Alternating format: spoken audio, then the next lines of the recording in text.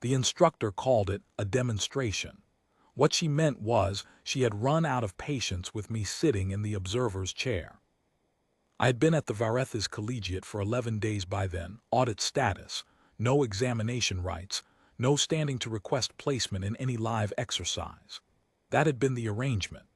The collegiate took one audit seat per intake cycle as a diplomatic courtesy to the coalition's human liaison office, and I had filled it the way a man fills a seat in a waiting room, quietly, with my hands in my lap watching everything. I am 34 years old. I spent 9 years as a deep salvage diver in the North Atlantic before the coalition contact protocols changed the industry entirely. And somewhere in those 9 years, I had learned a very specific thing about myself. I can hold a lot of water overhead and still find the valve. The Vrethian cadets found this difficult to believe. Not because they had tested me, they hadn't, not formally. They found it difficult to believe because I was human, and the collegiate's entire curriculum rested on the axiom that sentient cognition was a single-channel instrument. One conscious thread, one focus gate, one open process at a time. The Vrethian method, what they called sovereign architecture, was the art of attacking that gate. Suppress the gate, suppress the mind. Their instructor, Proctor Valeth, had explained this to me on my first day in terms I suspected she would use for a moderately bright child. I had nodded and asked no questions. 11 days later, she was still watching me out of the corner of her eye the way you watch a door you're not sure you locked. The senior cadet's name was Vrethian.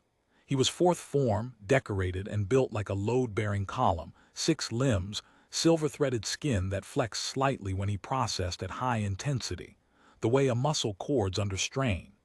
He was very good. I had watched him suppress 3 second-form cadets in under 8 minutes each during a live exercise the previous week, clean and professional, the way a tradesman works. When he raised one of his forward limbs and volunteered to demonstrate on me, he did it without looking at me. An afterthought, a tool selected from a rack. Proctor Valeth paused for what I would estimate was 1 full second before she agreed. I noticed that. The mat was a square of resonance-treated composite, 12 paces by 12, set into the floor of the demonstration chamber. 60-odd cadets arranged themselves along the observation rail. Vrethian walked to the center of the mat and waited. I set my data slate on my audit chair and walked to the opposite end. The format, Valeth explained for the room's benefit, was 40 minutes or full suppression, whichever came first. The attending cadet would deploy sovereign architecture in graduated waves. The subject would signal termination by pressing both palms flat to the mat. Standard protocol. She looked at me when she said that last part. I nodded and sat down cross-legged. He started at the first grade, what the curriculum called ambient pressure, a broad field technique meant to slow associative processing, make thought feel like moving through cold water. I felt it as a faint pressure behind my upper teeth. I noted it the way I note a depth reading. I breathed out through my nose and kept both hands loose on my knees. Around me I heard a cadet whisper something. Vrethian heard it too. He increased to 2nd grade. 2nd grade is targeted. He found my focus gate, or what he calculated was my focus gate, and began suppressing it in pulses, the Vrethian equivalent of flicking a light switch rapidly enough that the eye can't adjust. It works on Vrethian cognition because their architecture is exactly what the curriculum describes. 1 channel, 1 gate. The pulses make the gate flutter. The mind behind it staggers. My mind runs 4 channels. I don't know if that is the precise number. What I know is that in my 9th year of salvage diving, at 63 meters below the surface of a February North Atlantic, with a flooded glove and my light out and my line tangled on a wreck frame, I held the following simultaneously without choosing to. My breathing rate, the distance to the ascent line, the temperature reading from my wrist gauge, and a precise mental image of the valve I needed to find by touch. I found the valve. I surfaced. The company doctor said it was the cold that saved me, slowed everything down. I didn't correct her. Vrethian found one of my channels and hammered it. The other three kept running. I watched him from across the mat the way you watch an interesting piece of machinery. He was very precise. The silver threading in his skin was moving visibly now, processing at high output. That was something. At the 4-minute mark, he escalated to 3rd grade. This is where, by all documented physiological record, a human subject terminates.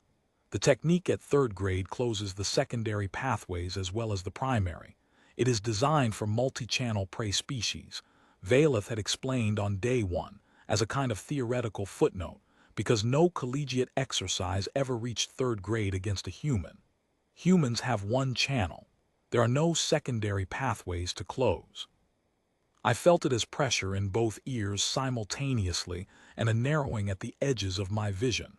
One of my 4 channels dimmed. I acknowledged that and kept working with the other 3. Someone at the observation rail made a sound, a low, involuntary click of the teeth, the Vrethian version of a sharp inhale. I did not look. I kept my eyes on Vrethian and kept my hands loose. He held 3rd grade for 90 seconds. Then he pushed harder, which I understood was not standard. 3rd grade was the ceiling. What he was doing now was personal. The silver threading in his skin had gone taut as cable. He was breathing through both respiratory sets in alternating rhythm, which meant he was drawing significant processing load. I noted that. I noted that very carefully. Vrethian noticed I had not moved. I watched him notice. The threading in his skin brightened further and held. Here is what the curriculum does not account for. Sovereign architecture is a feedback instrument. It reads what it suppresses. When a channel goes quiet, the instrument registers the quiet and moves on. When a channel does not go quiet, when it keeps running, keeps returning signal, the instrument does not move on. It waits for the suppression to register. It holds the grade. It pours output into the gap. And the feedback from that sustained output has to go somewhere. In a single-channel subject, it loops cleanly back to the operator. In a subject running parallel architecture, it distributes.